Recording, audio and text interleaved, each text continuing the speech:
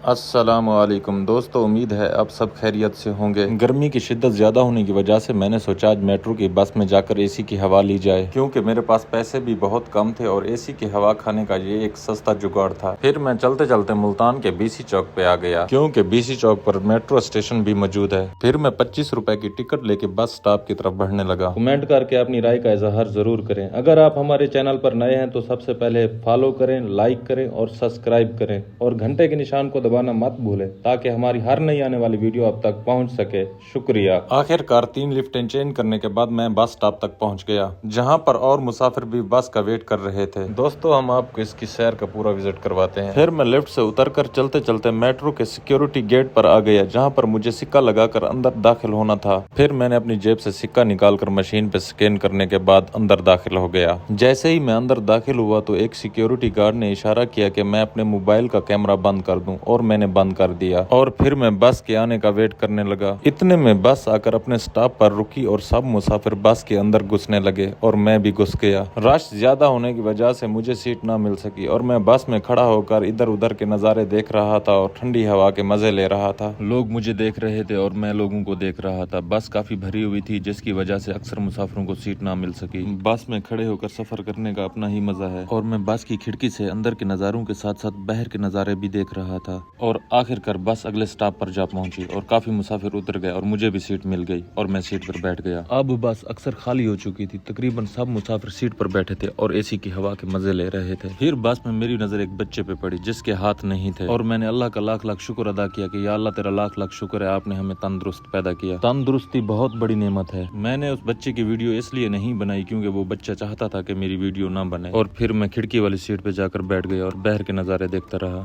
दोस्तों, उम्मीद है आपको हमारी वीडियो पसंद आई होगी। कमेंट करके अपनी राय का इजहार जरूर करें। अगर आप हमारे चैनल पर नए हैं तो सबसे पहले फॉलो करें, लाइक करें और सब्सक्राइब करें और घंटे के निशान को दबाना मत भूलें ताकि हमारी हर नई आने वाली वीडियो आप तक पहुंच सके। शुक्रिया।